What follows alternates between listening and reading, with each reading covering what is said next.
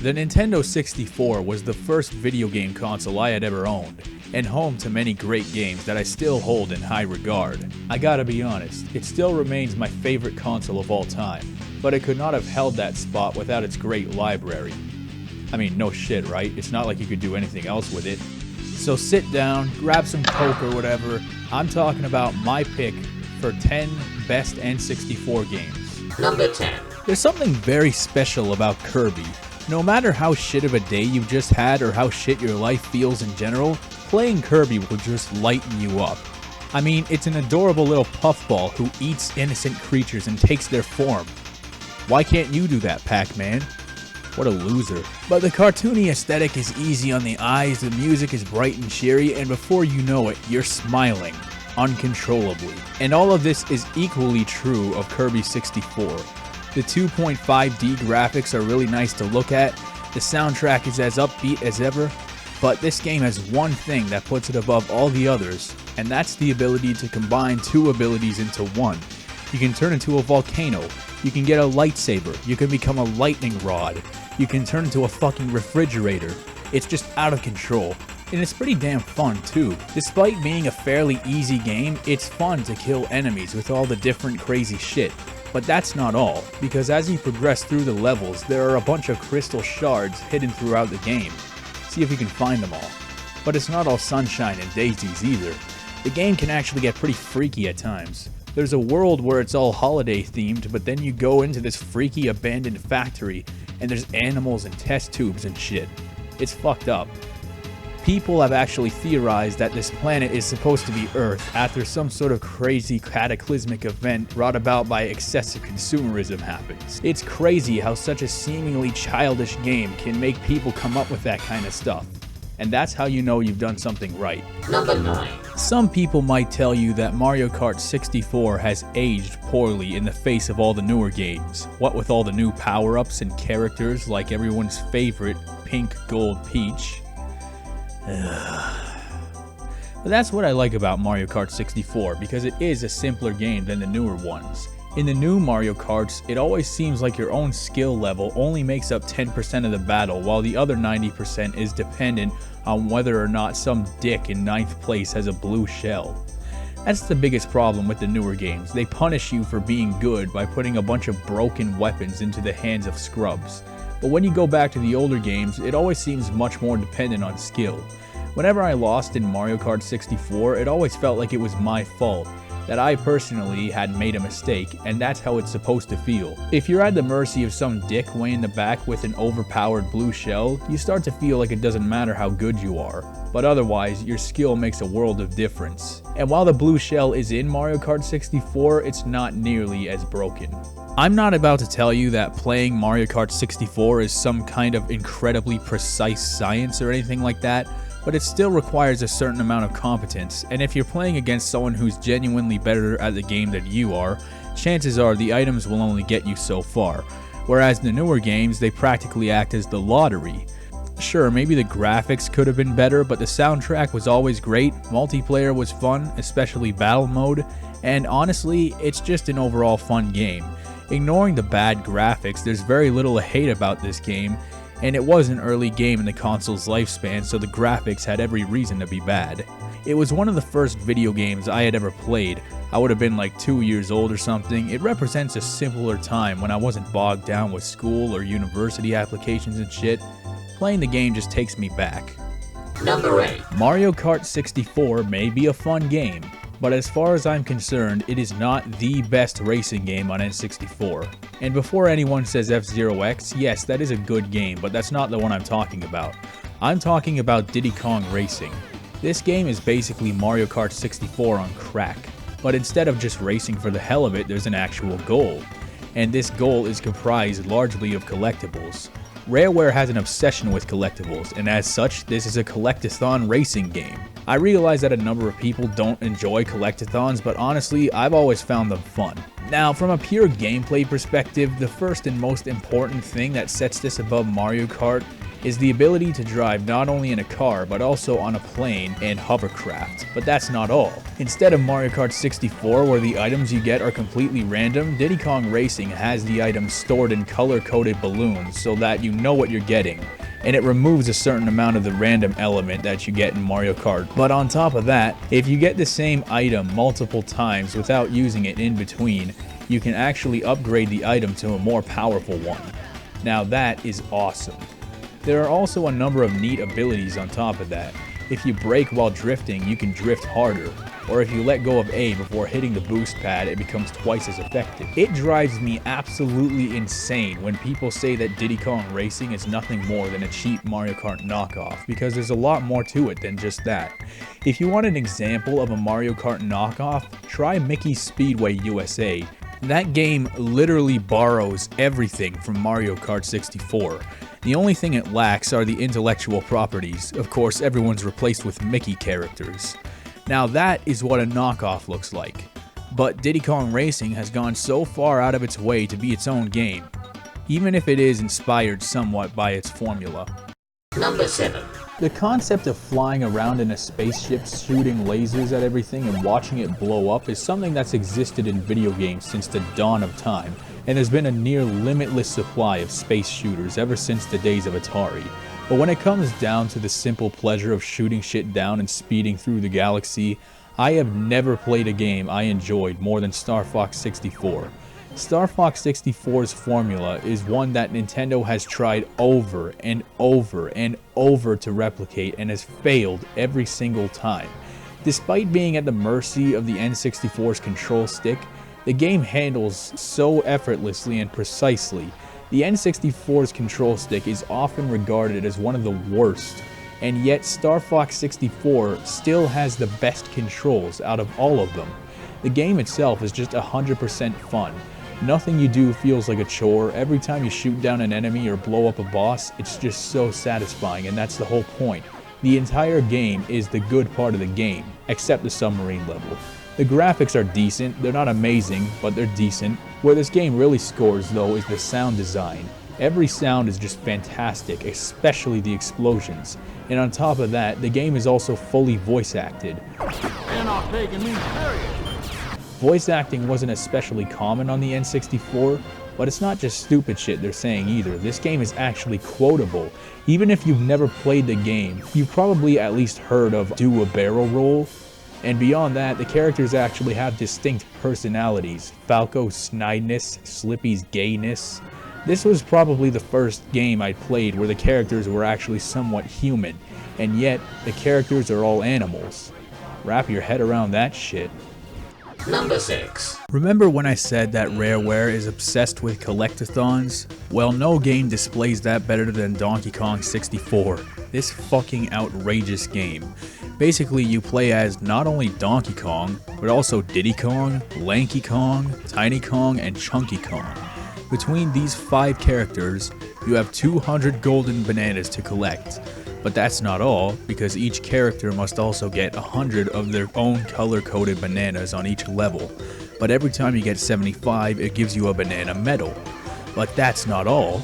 Every time you beat up one of these security guard looking guys, you get one of K. Rool's blueprints, which you give to this guy for a golden banana. But that's not all, because you can collect these banana coins which you trade for guns, abilities, and Candy Kong's watermelons. Yeah, you heard me. But that's not all, because if you take a picture of a banana fairy, you'll be able to carry more items. But that's not all.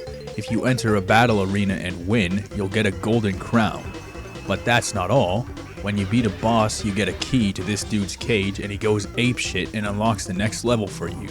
But that's not all. So you play as 5 different characters, all with unique powers and abilities, traveling massive worlds to find 98 billion different banana-themed things. This game is amazing. However, every time you need to collect a colored banana, you need to go over to the barrel, switch to the right character, and then walk all the way back to the banana. That can get pretty annoying, but it's nowhere close to a deal breaker. The graphics are brilliant, the music is excellent, and the game itself is fun. Diddy Kong's jetpack alone would probably be enough, but the sheer amount of abilities is likely one of the most impressive aspects of this game. Rareware has done it again. Number 5. Rareware was typically associated with the cutesy fairy tale type platformers, and to add to the long list of adorable Rareware platformers was going to be Conker 12 Tales, a game about Conker the squirrel, skipping through the daisies and collecting acorns all so he can get the sunshine medallion, give it to Thumbelina, and then drink some Sunny D while talking to a Furby or some shit. But eventually the development team started to realize something. This was gonna be a shit game. A lot of you know how this story ends. Conkers Bad Fur is possibly one of the most deceptive games. You open up on a bright, colorful overworld, the sun is shining, the flowers are dancing, the water is crisp and clear, and you think you're in a sweet, wholesome world. And next thing you know, you're shooting zombies, you're getting gunned down by Hitler's teddy bears, your friends are getting set on fire, you're fighting with an opera singing pile of shit. For fuck's sake, this game has 0 rules. The entire game is one big joke, and a pretty good one too. But for a joke game, the technical aspect is astronomical. This is easily one of the best looking games on the Nintendo 64. The textures are very detailed, the lighting is great, there's so much detail, and it has voice acting. And not just a few lines of dialogue either, but the game actually has over 2 hours worth of voice acted cutscenes, all fit onto a Nintendo 64 cartridge. It's a shame that Rareware was really the only company that went the extra mile to figure out the N64's architecture and utilize it to the fullest. Other than that, the game is fun. It varies from being a platformer to a shooter to a bunch of other things.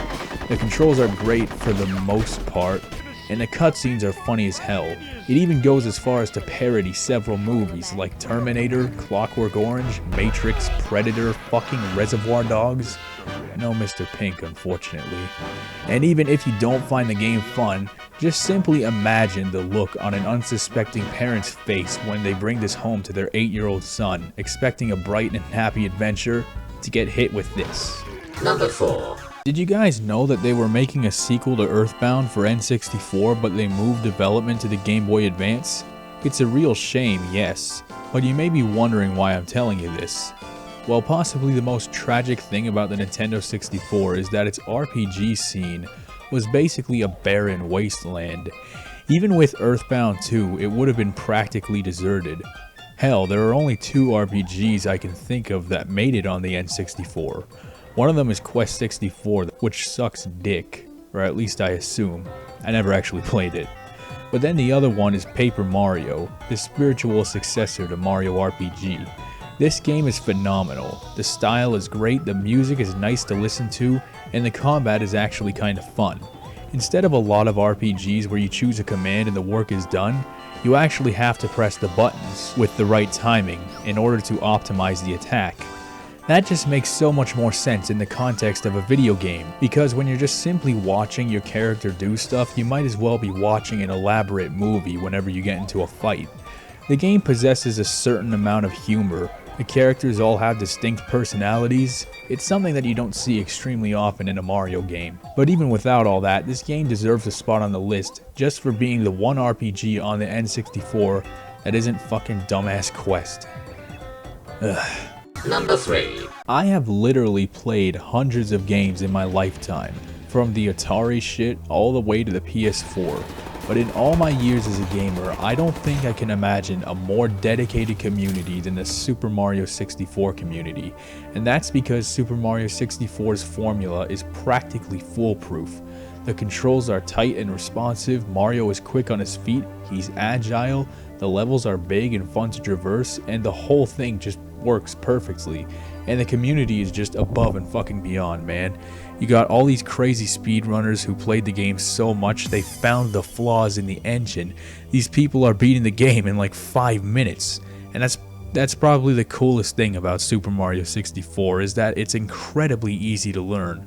But if that's not enough for you, you can practice all these crazy tactics and essentially achieve God status. It's stunning what these people can accomplish. But then the ROM hacks, holy shit. If you're new to this channel, you should probably know that I talk about these things a lot and I've reviewed maybe more than 10 of them, and people are still making these things. That's the power of Super Mario 64. It's inspired people to just go well above and beyond what the game expects of them. A lot of these ROM hacks actually feel like full-blown AAA games like the original. Honestly, a lot of these people should be working for Nintendo. For the last few years, Super Mario has become increasingly soulless, cut and paste, and generic, and meanwhile, the Mario 64 hacks have always been fun. These are the kind of people who should be making Mario games because they are the fans. They know what they want. I'm going off on a tangent here, but bottom line, Super Mario 64 is essential. You have to play it, you'll have a blast, and when it's all over, start playing the ROM hacks. Number 2. Ask anybody what the best Nintendo 64 game is, and chances are 85% of them will say it's The Legend of Zelda: Ocarina of Time. They'll tell you about the amazing atmosphere, the great storytelling, the epic music, the emotions. They might tell you that the world is massive and diverse, that the game has a nice sense of humor, or that the dungeons are epic, all the items are fun to use, the characters are memorable and distinct from one another, and the whole game just has so much personality and charm, and those people would be absolutely right. But I gotta be honest with you guys, I will always choose Majora's Mask over Ocarina of Time. First of all, there's no debate about how to pronounce Majora. Secondly, the side missions. Majora's Mask plays out over the course of a 3-day cycle which repeats itself indefinitely. And while this is all happening, the threat of inevitable death looms in the sky at all times. The angry moon with a freaky ass face is descending ever so slowly, and you and everyone else is going to die unless you somehow stop it.